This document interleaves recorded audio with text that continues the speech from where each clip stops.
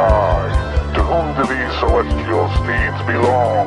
When you appear to us like gods on high, what brings you here to mystify? Hi, welcome to the Kate Valentine UFO Show on 1160 WVNJ. Returning today as our guest is the Tri-State's own Chris Holly. Chris is a writer who covers the paranormal world in her website, Chris Holly's Paranormal World. On that site, her goal is to bring to light true events occurring in that paranormal world. It definitely contains some very original thinking and some very original philosophizing. Hi, Chris. Welcome back to the show. I've been looking forward to this interview. How have you been? Oh, I've been fine, and thank you for having me. Oh, I tell you, you have certainly sent some very interesting emails, and I understand that you've had a very busy summer. Lots of sightings, lots of orbs. Let me quote you in your blog, what the heck is going on up there? That's a very good question. I was just ready to have a nice summer with my family and didn't anticipate any of this, but that was not going to be the case. I would say starting, right at the beginning of June, right through to July, August. It slowed down in September. Here we are in October, and it still hasn't completely stopped.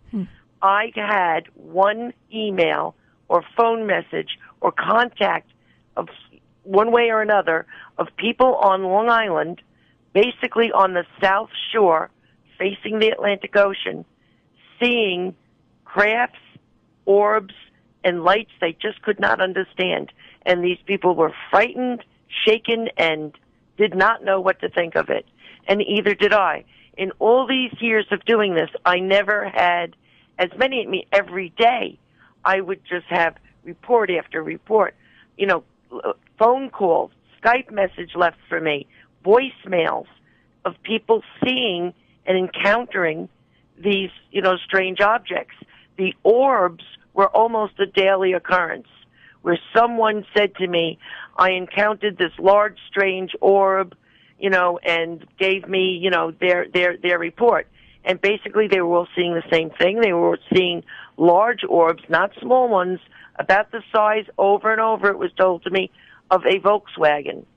So that's a big orb. It is. It's not just some little thing that's flying around. And, right. that people pick up on photographs that are described as some sort of a flashback or a piece of dust on a lens or whatever. I mean, these are enormous, and they're visually sighted. Absolutely. They usually were seen in a group, 2 to 3. Okay. They all would hover, maneuver, incredible, maneuvering where they would just go straight up or to hard right turn and never reduce their speed and things like that. They often would stop and hover over the people that were watching them as if to say, am I going to come down and do something to you, or am I going to continue? They were obviously observing them and then just take off again and either join the, other orbs. They were all out white. They would change to orange and red and go back to white. They all told me at one point or another it would dim out completely, where they could see the outline of a dark circular object and then blink back on again. They described it as fluid or plasma-like in consistency, and they would take off always towards the ocean, unless, of course, they were coming in from the ocean. But that was the direction.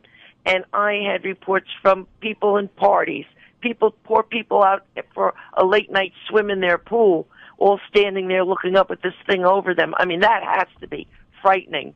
Right on, back side of a street, all kinds of, viewing was seen all over the island. Fire Island, people along the beach saw these things all summer long. The funny thing is, nobody knew about it. It was not in the media. It was not picked up. They all did try to call different authorities. Many of them were just embarrassed and didn't. Well, but it was also, met with the same thing. They were laughed at, and that was it. Exactly. And yet, this is something that would, especially when it occurs so frequently, you would think that someone would be out there collecting data, because if UFOs come and go so quickly that you just don't get enough of a chance to do anything. But if these are occurring with that frequency, I mean, there should have been some physicist somewhere out there with some detecting instrument of some nature, you would think. Well, you would have thought that for the last, 1,000 years. Yeah. And it's just something that doesn't take place. That's why I started to write about it. Then I would just constantly write about it. Yeah. There has to be a group. This is a perfect opportunity for you. If you are calling yourself an investigator, all you got to do is set up somewhere over the ocean and just keep filming or watching it or staking it out. And someone's got to catch one of these. But that doesn't happen. Well, we had a question come in from Dave, and he was wondering if there was any mainstream media coverage of all these sightings on Long Island. No. None, huh? I mean, what about like Dan's paper or something of that nature? Because he'll cover sort of freaky things, not necessarily news. Do you know of any reports there? Not that I know of. Yeah. And I think when they went in on the Internet and did Google Long Island UFOs, I came up. And that's why I was the one that everyone received, they sent their reports to me. Also, I am known, I protect these people. I will not humiliate them or bring people to their front yard, and, I won't hurt them. Never, won't happen, not for me. And they then spill their guts, and believe me, they were frightened. These people were next to tears when I would talk to them on the phone. These things really upset them. And, of course, many of them were skeptics, never believed in any of this. So having this experience really was, a soul-shaking event for them. It's and yet you wonder why. I mean, people do see strange things from time to time, and obviously people in that area there for the summer have seen strange things, I'm sure, in their life, knowing Long Island the way we both do. And why would something like a light in the sky be so terrifying? Not frightening. I mean, frightening would be like a thunderstorm with a lot of lightning. This is actually terrifying, as if there's a certain sense of something alien there, whether it's from another planet or whatever, but certainly, let me put it another way, certainly something non-human there. And that, I think that is why people are so terrified by these things. And you put it in a different way, too. You say it's an intelligence that's cold and is an observer and has no real interest in the being that they're observing. And I think people pick this up. Oh, absolutely, without question. And they also know they're outgunned. Yeah. No matter what, they're just outgunned. There's absolutely nothing you can do against something like that. If you're standing alone out in the night, looking up without a weapon or even a bat to try to protect yourself with, you are at their mercy. And that's a terrifying experience, especially when it's a complete unknown. You do not know if it's hostile or not, and it's looking at you. That's not a place you want to be. No, and there's enough mainstream coverage in the media or the entertainment media where I think abductions are something that a lot of people are familiar with, and a lot of people would prefer not having happen to them. So I guess that would be scary, too. But it's interesting. You're not the only one that's reported this huge upswing in sightings. George Filer has, Peter Davenport has, and I don't know about MUFON. I don't know if they've been reporting a large increase, but certainly those other two gentlemen have. And I wonder if, do you have any feeling like that maybe something's starting to happen, and that's why we're seeing so much more? I don't know if it's increased or we are just becoming more aware and starting to realize I really don't think that light belongs there, and actually focusing on it until it's in your face and say, oh, I know that light is not supposed to be there. I'm not sure. Personally, I think they've always been here. I also feel maybe they are letting down their shield a little bit and not caring if we see them as much as they used to. I know in the Pacific Ocean there's an enormous amount of reports going on, also of orbs, and of course that I don't know what's going on. I can only read what I'm reading on the internet and listening to what I'm listening on the coast-to-coast type shows about this situation off of San Francisco, I believe, where they have the armies of, China, South Korea, Russia, and the United States all together, supposedly guarding what they believe is a large craft on the bottom of the ocean. Now, that's not mainstream media, but it's enough people talking about it, saying they've seen it. The whole situation came out of a veterans group, and you have to say to yourself, what's going on? And if this is this serious, how long are they going to be able to hide it? So, I have given up long ago trying to make any logic out of how we deal with this subject.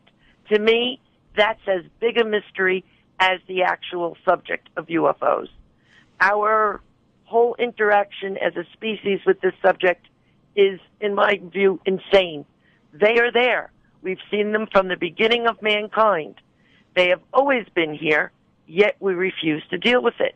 We don't even like to think about it. That's so illogical. Especially if you're in your pool and it's the middle of the night and there's a big orange orb hanging over your head. Yep. Yes, I would not want to think. The size of a car. Okay. I'll pass on that experience, too. Kate Valentine here. I'm speaking to Chris Holly. We're on 1160 WVNJ.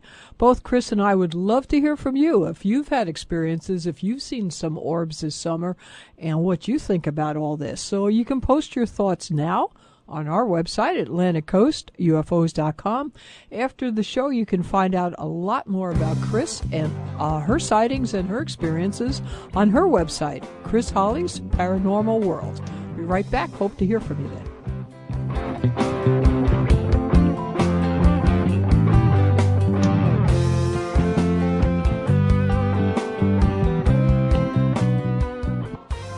Hi, welcome back to the Kate Valentine UFO Show. Our guest today is Chris Holly. You can find out much more about orbs and many other paranormal things on her website, Chris Holly's Paranormal World. You can post a comment or an opinion right now on our website, AtlanticCoastUFOs.com.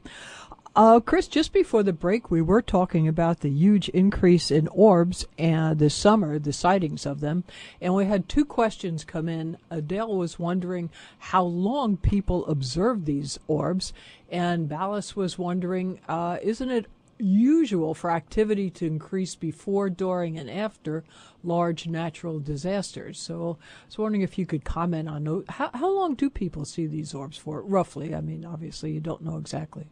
Well, anywhere from, I'd say, 3 or 4 minutes, because they were able to watch them move across the sky, stop, make a few maneuvers, and then head out towards the ocean, to up to about 10 or 15 minutes, which was a horrifying event for that group of young men I spoke about that were standing talking to each other in a parking lot.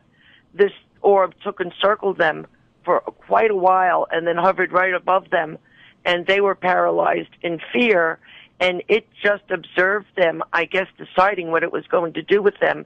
And I think the only reason they were saved was because they were only, I don't know, a half a block away from a very busy main street where a lot of people were, at the time. So anywhere from, I would say, let's say 3 minutes to 20 minutes, and that to me is a long time. This isn't like a few seconds. Right. It isn't like sometimes people will see a bright light in the sky, it'll go whoosh, and you'll never, you just don't know what it was. I mean, it's just not possible. What Bayless was saying, isn't it usual for activity to increase before, during, and after large natural disasters? It is, but I think it's a different type of occurrence, wouldn't you say? Yes, and I think they're different types of orbs. I don't think all orbs are one and the same. I think they come from and are used for many different types of activities. These, I don't think, we didn't have natural disasters the whole entire summer, and these sightings started end of May, and I had the last one about 4 days ago. So, that's a very hard question. I'm sure there are some orbs that's the case. In this particular situation, I do not think it's the case.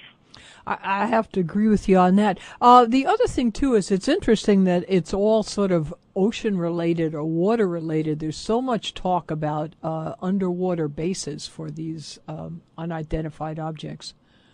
And it seems as if that's where they're coming and going from. Well, I was never too bent towards that thinking. I sure am now. I truly believe that that's where these things go to and come from. It has to be. Why are they just so constantly going in that, one direction, in or to or from the ocean? So it has to be where they're able to disappear, or possibly there's some type of entry or dimensional thing there, or something that they use to come and go. Well, but it's definitely tied to the ocean. You figured this water covers 3/4 of the globe. So, right. And nobody goes down deep to speak of. And so it'd be perfect hiding place. Absolutely. And you don't have to go too far out before there's no one around to view you entering or exiting the ocean. Exactly. So, it's a perfect place. And let's be honest, if these things cannot, or our atmosphere is not paramount to them, is meaning they don't have to come out and walk around and be in our atmosphere. Doesn't matter to them if they're above the ocean or below it. It doesn't matter to them. So it's a perfect place for them to hide. Well, the other thing, too, is a long time ago we had a very interesting question that came in on another guest. And what that person asked was that since, as you mentioned, these things seem to have been around since the days of the cavemen, wouldn't they have improved their craft since then? Shouldn't there have been like an updating of their models? And it seems with the orbs, almost as if the discs are like somewhat passé, and now they're flying in a different type of vehicle. Well, I think they always updated. I think if you really went in and looked at the reports and the sightings over the years, they went from that typical flying saucer shape, which you rarely ever hear anyone talk about anymore, to big cigars, actual building-size crafts, lots of orbs, all different things. Things with all kinds of arms sticking out from them, just completely different. So I think they went from their Model T to what they're using now, without question. And I think the sizes also, changed. I think they have super large crafts where they then discharge these smaller type crafts or objects from, where in the past it may have been, what they traveled in, they also were seen in. So I think it has changed drastically.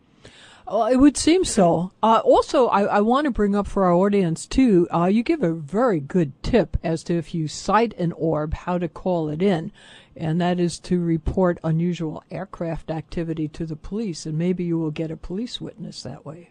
Yeah, that's right, but that's very important, and we need to talk about that. Okay. What to do if this happens to you. Number one, you don't go out and offer yourself up. Okay. You never just stand there with your jaw open looking. I know that's what's going to happen to you because it's so stunning. But this is a time in your life. You need to pull from your insides and focus because it could mean the very welfare of you and your family. What you need to do is immediately, if you see something you do not recognize, is one, get away from being in a dark place, immediately find other people. If there are lights to be turned on, turn them all on. Lock yourself in and call the police. But call the police and say this: are you having police activity in my area? Because often they send out helicopters with big searchlights, right, and so forth and so on. That's what you say to them, because there appears to be police activity right over my area. They will then most likely dispatch a car, and that might get you a police witness to what you're seeing. And do not use the word UFO, strange lights, anything like that. Ask them if it's police activity. they respond to. That's an excellent tip. That really is, because if you call the police station, you tell them there's a UFO over your house, you're going to be marked for all eternity in that particular police station. That's for sure. Absolutely, but they will get their feathers riled if they think a helicopter is flying around in their territory with a searchlight, and they will be right on it. So that's what you need to do, and that will also get you the protection you need. Yeah. But, it is interesting that no one has investigated this. And as excellent point that you bring up, that, what is actually putting the damper on this? There comes a point where, just like reporting it as police activity, I think what Bayless is saying, the increase in these, as he said, tsunamis, floods, earthquakes around the world, some young graduate student could say, look, there are orbs, and sure, some people think they're UFOs, but I think they're a phenomena related to these natural events, and so I'm going to investigate it under those criteria, and perhaps then they would be able to get a grant or be able to do something about it. As you said, sort of suggest investigating it from a different angle. Absolutely. Not to mention that we know nothing about, much of anything, to be honest. We really don't know much about the universe in which we float. We're just now starting to get a grasp, and every time we think we know something, it turns out, that's not so. So we're really completely without much knowledge at all about what's going on in our own universe, much less go after dimensions or time or things like that we just can't grasp. We just are not able to do it. These things could be all parts of that, or something that we just don't understand at all, haven't even gone past our radar yet. There could be things that are so unusual that are true and happen and part of the natural makeup of everything, but we just haven't gotten there yet. So I don't know what these things are. I just know they're there. And I'm very curious. I'd love to get a handle on what they are. And I cannot understand why anyone who claims they are, a scientist does not feel the same way. I can't get it. Well, it does. You have to say, though, it has been up until now a career killer. If someone wanted to get grants and they say, I wanted to study UFOs, look what happened to John Mack, and he was an extremely respected psychiatrist, and he was working at Harvard, and he almost lost his position. And all he was doing was not investigating aliens. He was investigating people that claimed they were abducted, and which would a very legitimate investigation. And my gosh, what the man went through. So, that's, as I said, that's one of our biggest mysteries, why we behave that way. And who sort of keeps forcing that attitude upon the general public, too? Because it has been around since the 1940s. You mentioned UFO, and people giggle. We all know about the giggle factor, and it's still very, very potent. It's I don't know who's doing it or why they're doing it. I guess that's as big a mystery as the UFOs themselves. Well, it also is a very, very easy way to keep this without answers needed. As long as this is kept a funny type of subject, and we make funny movies about it or scary movies about it, and laugh at everybody that discusses it. Not to mention, and I'm sorry to say this, bring in lots of people that are not too well balanced, that make up amazing stories to get attention or whatever their agenda might be. And this pollution, known as the paranormal, is impossible to negotiate. And that's all that was needed to not have to answer questions, to not have to share with the public what possibly others might know. It keeps us at arm's length, and we do it for them naturally and easily because we've been trained to, and we are now sitting in a puddle of ignorance about many subjects, and the only one that's benefiting from it are those who actually do know what's going on. Sometimes I wonder if there is anyone that does know, too, but we're going to get back to that right after a short break. Kate Valentine speaking to Chris Holly. We're on 1160 WVNJ. Both Chris and I would love to hear from you. We'd love to hear if you've had sightings or if you have any thoughts on any of this at all. Post them now on our website, AtlanticCoastUFOs.com. After the show, you can find out so much more on Chris's website, Chris Holly's Paranormal World. We'll be right back after a short break. Hope to hear from you then.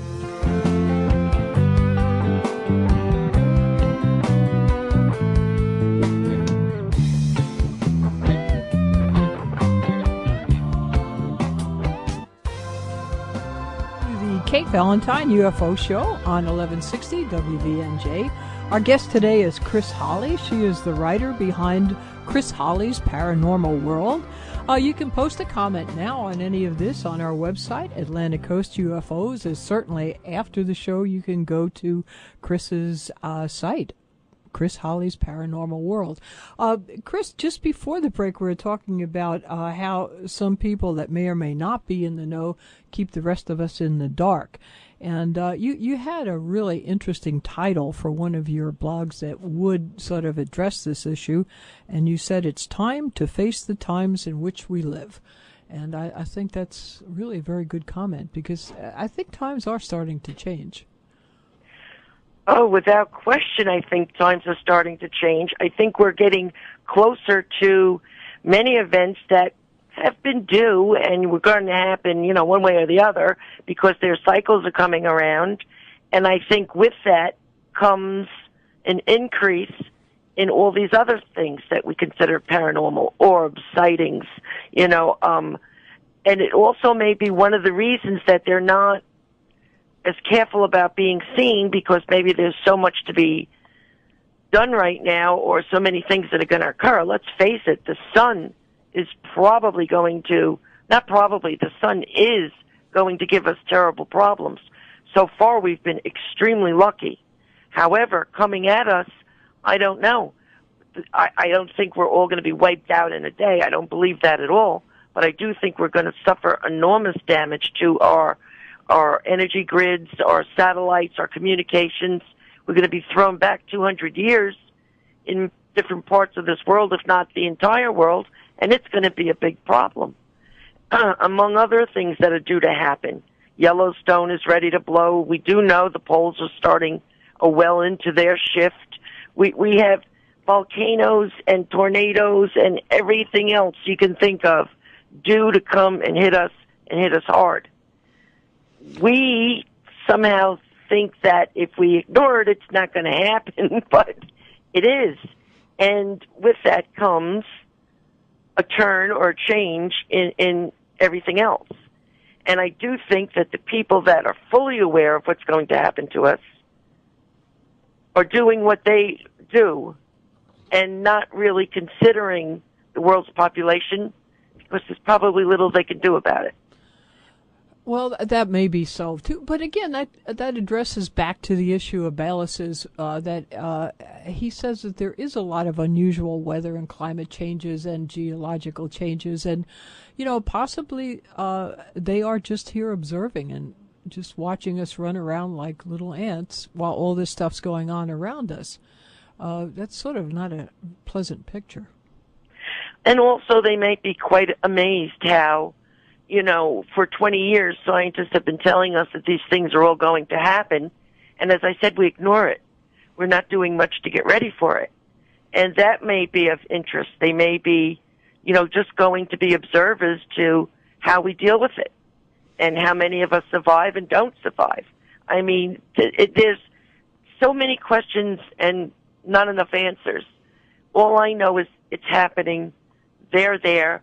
They're watching. We're going into some very tough times. I call it the era of the 2000 teens. I think the teens of the 2000s are going to be tough on the face of this earth, just because it's time for these things to happen. Well, and they happened before, they're going to happen again. So, it could be 2035 or 2015, or I don't, know that. I do know that cycle in the earth for these things to occur is here. Which also makes you think that maybe if there is an underwater base, it's possible that these are not sentient beings from another planet, but actually from this Earth, and are just seeing how things are going on up here and how much it's going to affect them underwater, which actually they're really, if you're really down deep in the depths of the oceans, geological upheavals shouldn't affect you that much. Absolutely, I agree with that. Or it could just be an advanced group of humans that somehow, maybe after World War II or something, jumped 100 years ahead of the rest of us in some type of group. I mean, there's all kinds of things. If you can think of it, it's probably a possibility. Yeah. And they have gone underwater. They are protecting themselves. They may have a small civilization apart from us, and they will survive. But I don't know the answers to this, and since we don't look, how could we know? Yeah, and it seems like we're prohibited from looking by, as you said, the giggle factor. So I guess that's sort of up in the air. Well, but then also there seems to be, as you mentioned, and I'll get back to your blogs about real-time abductees. These people seem to have some information too, but again, it's being ignored. Absolutely, absolutely. I was, I'm not going to say by who, but I was approached once by someone that I know has the ability to work with these abductees and find out a lot more than we know today.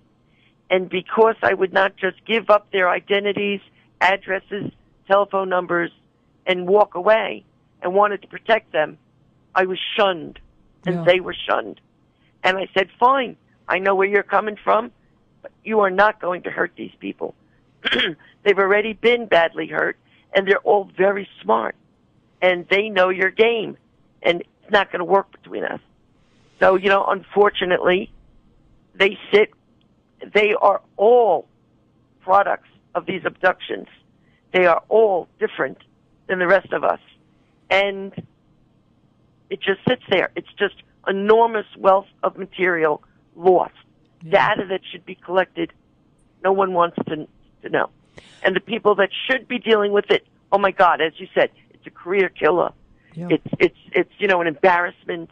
They don't believe it. They can't go there because the gang they hang with doesn't want to, so it's just lost. Yeah. And these people struggle alone. Well, just for the benefit of our audience too, what do you define as a real-time abductee? A real-time, I think there's lots of abductions, and they're done by different groups for different reasons, or maybe even the same groups, but for different reasons. I think a lot of people that go missing and maybe are eaten, become a little ham sandwich. Oh, I'm not sure, but I would not doubt it. I think others are just taken, and it's too much trouble to return them. Really? So I don't know what happens to them. They may and die I know of heart that there's a group. Too. Yeah, I'm sorry. All right, I know there's a group, the real-time abductees, that have been taken over their lifetimes because of something that's genetically different about them, and taken and returned and taken and returned over their lifetimes.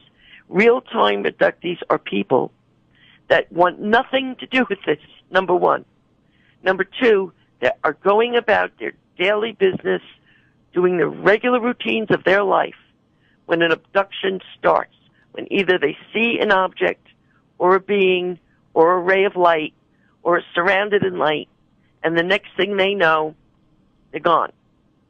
When they are returned, they're usually returned in a different spot, sometimes close to where they were taken, other times miles away. And they are returned sick, harmed, vomiting, with fevers, rashes, burns, and physical harm. They then have to get themselves back home and recover. This happens to them over and over in their lifetimes. They have little or no memory of the lost time. That's another thing. The lost time averages right around the 3-hour mark each time. Sometimes less, sometimes a lot more. But basically for 3 hours of their life, their daily routine is stopped. They are taken. They don't know what happened to them.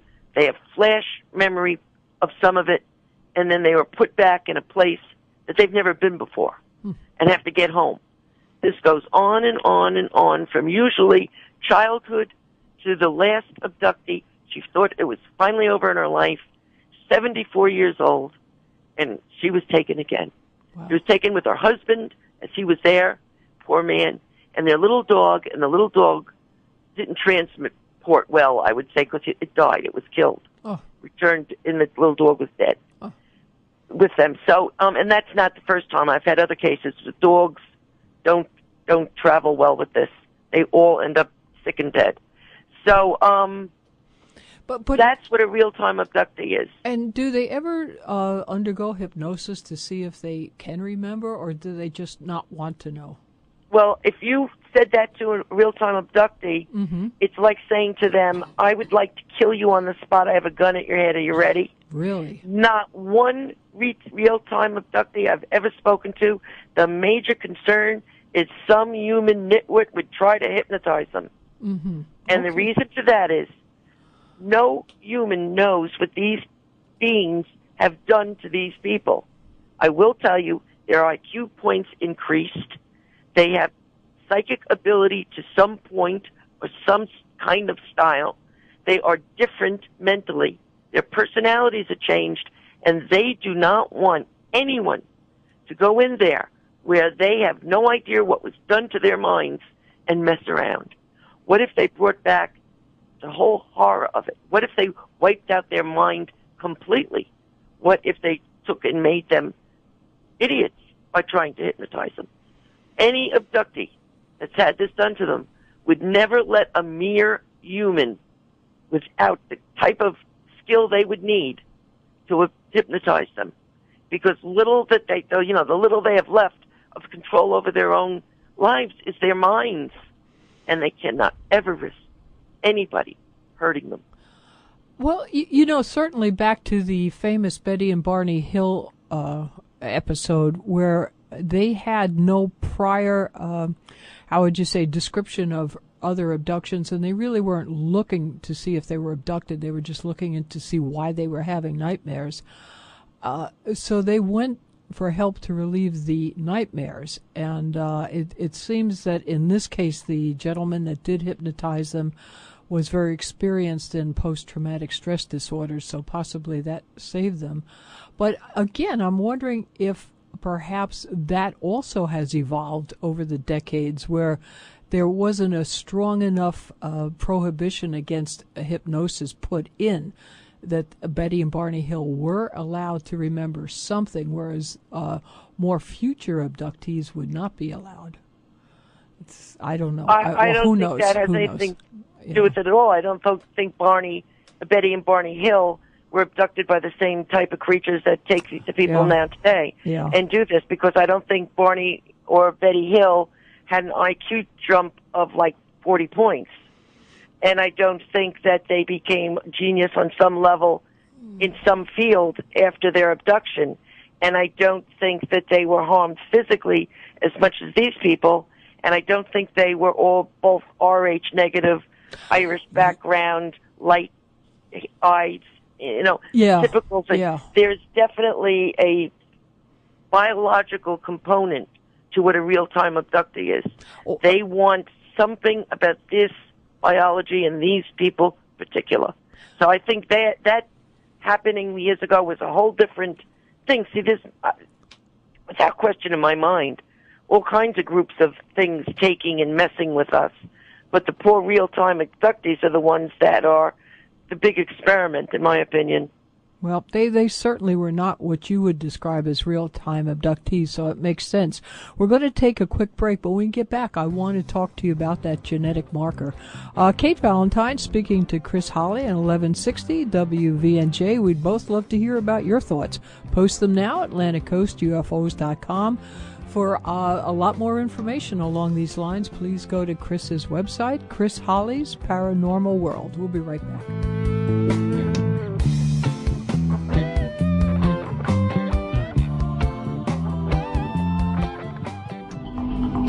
If you missed part of today's program or you'd like to hear it again, be sure to subscribe to the Kate Valentine UFO Show podcast. Go to Kate's website, AtlanticCoastUFOs.com, and sign up by entering your email address on the homepage. Every week the show will be delivered right to you, so you'll never miss another intriguing, thought-provoking interview with the top names in the UFO field. Sign up today for the Kate Valentine UFO Show podcast at AtlanticCoastUFOs.com.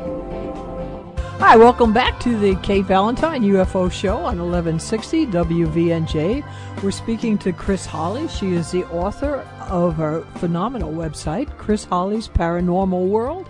If you have any thoughts or questions, you can post them now on our website, AtlanticCoastUFOs.com. Chris, just before we get into the genetic markers, we had two questions that came in. Dave was wondering where does Long Island rank in terms of UFO sightings and activity? It seems like there is more well-documented activity in the Southwest around Arizona and New Mexico.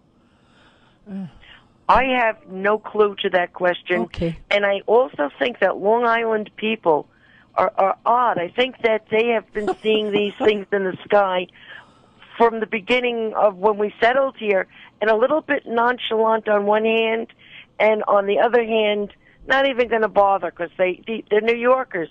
Yeah. They know what's going to happen if they try to report this. I think it's only now that it's getting so serious that they found someone to target. Yeah. And they are sending them to me. Yeah. They are not interested, and I hate to say this, they are not interested in some of the big groups because they have in the past, or before finding me, did try to report it, and it was just lost, nothing. It went nowhere. So they then would come to me, and they have nothing but harsh words for the reporting sites, which is a major problem. We need a serious, connected, somehow professional place to do this, and it's not out there. But I can't answer that question. Yeah, well, don't forget too, the skies are a lot darker out there too. And then Dale wrote in and he said he's not sure that he understands what you mean by real-time abductee. What is the main difference from being abducted? Is it the IQ increase, and then maybe we could get into the genetic markers, the Rh negative, and so on. Okay, real-time means during their real-time life they are taken and turned back. It's not under hypnotism. It's not when they were sleeping. These beings didn't come through the closet door. These were people out doing their regular routine, fully awake, fully into, taking out the garbage or, working on a project or whatever they were doing, dealing with their car or whatever, when this happens. So that's real time, meaning it happens in real time, fully awake, fully knowing what's going on around them, and, of course, unable to do anything about it. Right. That's what real time. And as far as their differences, these people started out average people and end up very, very different, very bright, very, very successful, which is one of the reasons they were able to keep themselves alive, because they were able to do and take security measures to try to stop these occurrences from happening. But but you do find some genetic markers, or I know Thomas Reed was on, and he felt that it's generational, and he was beginning to investigate the Rh negative factor in the blood. Well, I can only tell you that I started out with 20 real-time abductees, and 8 dropped out. They were too afraid to go along with what we were doing, which was decided to form a group and together try to figure out what was going on for our own benefit. And 8 people, as I said, they were too afraid for their families and for their own benefit and dropped out. We were left with 12 that quickly went down to ending up with, I think I had 5 at the end. And a lot of that was just they lived in different parts of the country or in the world and just couldn't get together. We were physically together in a group. And when the group was together, the sensation, overwhelming sensation, came to all in the group that we should allow me to write about it, because the feeling is that many more are about to go through the same thing, and more people are going to suffer these real-time abductions. And in order to try to help them survive it and handle it and maybe even prevent it, we should try to speak up. And that's when I started writing about it. But then you stopped, and why was that? Well, the end of the summer came, and we couldn't physically get together. Also, at the end of the summer, after being together time after time, it started to get a little weird, and like a beehive effect started to take place with the thinking, and the thinking started to get a little strange and uncomfortable for everyone, and we felt it best that the group disband, because we didn't know where it was going or what was going to happen. And fortunately, everyone was smart enough to know we were not going to do the work of others for them by being combined and maybe used. So that ended it for a while. But I do have contact with them one-on-one. Because I do have the feeling that you parted as friends, certainly. But very close friends. I'm sure. I'm going to quote from your blog site, and it's according to that line, the abductee group felt more like one mind forming with parts made up from each member, but working as one. It was not normal. It was frightening. It also answered questions we all had in the group to the depths of how much we had been altered. The strange one-mind thinking was not something we thought should continue. It was not something the abductees felt comfortable with or wanted to increase. It was decided this was one road we did not want to travel. It's interesting. You almost feel like someone might have been in control of your group. Well, actually, that's a possibility. And we were aware of that. Yeah. That's why we did what we did. We talked to each other one-on-one, but that one group thing, it was getting really very uncomfortable. And it needed to stop, because I was not going to be, as well as all these other people. They don't want to be used as a tool. Right. I'm not going to do somebody else's bidding. And I also want to say that everyone I've ever spoke to of people I consider to be believable real-time abductees, every single one of them felt that there was a human component to what was going on. Wow, really? Yep, that we felt there were humans there, involved, connected to what was happening with us. That's not a good thought. That almost feels like, okay, well, you have to use the word conspiracy, but yeah, like alien-human conspiracy? Well, I think it's pretty silly to think that there isn't some type of human consideration with the aliens. And I don't know why that, well, I do know why. There's no way you can say no to an alien civilization that's maybe a few million years older than us. You can say one thing, yes. Yeah, that's true. So that would be it. And if they want to take, I mean, it's obvious they're taking people all over the world constantly. And the only thing you can do is say yes, and possibly the best thing to do would be to be able to monitor it and go along with it, so at least you have a handle on what they're doing. They also may need the humans to deal with us on some level once we're taken. I don't know. It's possibly that they are so horrifying or not in a physical form enough and need humans to assist them. I'm not sure of any of this. That's just speculation. But every one of them, one of the real-time abductees, sensed a human presence along with a non-human presence. And that's very interesting. As far as the mark is, Rh negative blood is big time. Everybody's got it. Wow. Everyone in the group is Rh negative. There is only one person that does not have light-colored eyes, and they have light hazel-colored eyes. Okay, well, I'll tell you, after this discussion, I am glad that I'm Rh positive with brown eyes. So it really sounds scary, Chris, and I'm glad for you too. I really am, Kate. Well, unfortunately, we came to the end of the hour. I wish we could go on for several more hours. It seems like it's just warming up to something very, very interesting. Thank you so much for being here. Really appreciate it. And I appreciate you having me. I like to get the word out. Yeah. It may help someone someday, and that's all you can ask for. And if you need advice or if you want to just share your experiences, go to Chris's website, Chris Holly's Paranormal World. So thanks again, Chris. As always, sincere thanks to both Bill and Dave. Thanks to our sponsors. Mostly thank you, the audience. You can hear the show again Sunday at 4. Much better yet, you can still subscribe to our free podcast and now YouTube as well. Have a great weekend. We're going to see you next Friday at 1. Our guest will be Frank Ficino to tell us all about his revised edition of the Braxton County Monster and why that revision was necessary. So until next Friday, remember, keep your eye on the sky, and if you see an orb, report it to the police. See you next week.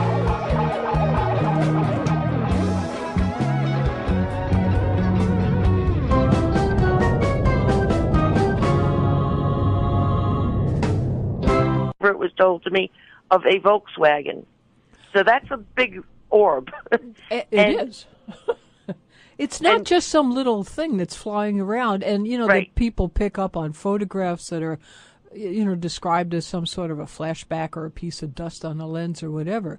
I mean, these are enormous, and they're visually sighted. Absolutely. They usually were seen in a group, 2 to 3. Okay. They all would hover, maneuver, incredible, maneuvering where they would just go straight up or to hard right turn and never reduce their speed and things like that. They often would stop and hover over the people that were watching them as if to say, am I going to come down and do something to you, or am I going to continue? They were obviously observing them and then just take off again and either join the, other orbs. They were all without white. They would change to orange and red and go back to white. They all told me at one point or another it would dim out completely where they could see the outline of a dark circular object and then blink back on again. They described it as fluid or plasma-like in consistency, and they would take off always towards the ocean, unless, of course, they were coming in from the ocean. But that was the direction. And I had reports from people in parties, poor people out for a late night swim in their pool, all standing there looking up at this thing over them. I mean, that has to be frightening. Right on, back side of a street, all kinds of, viewing was seen all over the island. Fire Island, people along the beach saw these things all summer long. The funny thing is, nobody knew about it. It was not in the media. It was not picked up. They all did try to call different authorities. Many of them were just embarrassed and didn't. Well, but it was also, met with the same thing. They were laughed at, and that was it. Exactly. And yet, this is something that would, especially when it occurs so frequently, you would think that someone would be out there collecting data, because if UFOs come and go so quickly that you just don't get enough of a chance to do anything. But if these are occurring with that frequency, I mean, there should have been some physicist somewhere out there with some detecting instrument. Mighty phantoms of the evening sky, to whom do these celestial steeds belong? When you appear to us like gods on high, what brings you here to mystify? Hi, welcome to the Kate Valentine UFO Show on 1160 WVNJ. Returning today as our guest is the Tri-State's own Chris Holly. Chris is a writer who covers the paranormal world in her website, Chris Holly's Paranormal World. On that site, her goal is to bring to light true events occurring in that paranormal world. It definitely contains some very original thinking and some very original philosophizing. Hi, Chris. Welcome back to the show. I've been looking forward to this interview. How have you been? Oh, I've been fine, and thank you for having me. Oh, I tell you, you have certainly sent some very interesting emails, and I understand that you've had a very busy summer. Lots of sightings, lots of orbs. Let me quote you in your blog, what the heck is going on up there? That's a very good question. I was just ready to have a nice summer with my family and didn't anticipate any of this, but that was not going to be the case. I would say starting, right at the beginning of June, right through to July, August. It slowed down in September. Here we are in October, and it still hasn't completely stopped. I had one email or phone message or contact of one way or another of people on Long Island, basically on the South Shore, facing the Atlantic Ocean, seeing crafts, orbs, and lights they just could not understand. And these people were frightened, shaken, and did not know what to think of it. And either did I. In all these years of doing this, I never had as many at me every day. I would just have report after report, phone calls, Skype message left for me, voicemails of people seeing and encountering these, strange objects. The orbs were almost a daily occurrence, where someone said to me, I encountered this large, strange orb, and gave me, their report. And basically they were all seeing the same thing. They were seeing large orbs, not small ones, about the size over and over. Of some nature, you would think. Well, you would have thought that for the last, 1,000 years? Yeah. And it's just something that doesn't take place. That's why I started to write about it. Then I would just constantly write about it. Yeah. There has to be a group. This is a perfect opportunity for you. If you are calling yourself an investigator, all you got to do is set up somewhere over the ocean and just keep filming or watching it or staking it out. And someone's got to catch one of these. But that doesn't happen. Well, we had a question come in from Dave, and he was wondering if there was any mainstream media coverage of all these sightings on Long Island. No. None, huh? I mean, what about like Dan's paper or something of that nature? Because he'll cover sort of freaky things, not necessarily news. Do you know of any reports there? Not that I know of. Yeah. And I think when they went in on the Internet and did Google Long Island UFOs, I came up. And that's why I was the one that everyone received, they sent their reports to me. Also, I am known, I protect these people. I will not humiliate them or bring people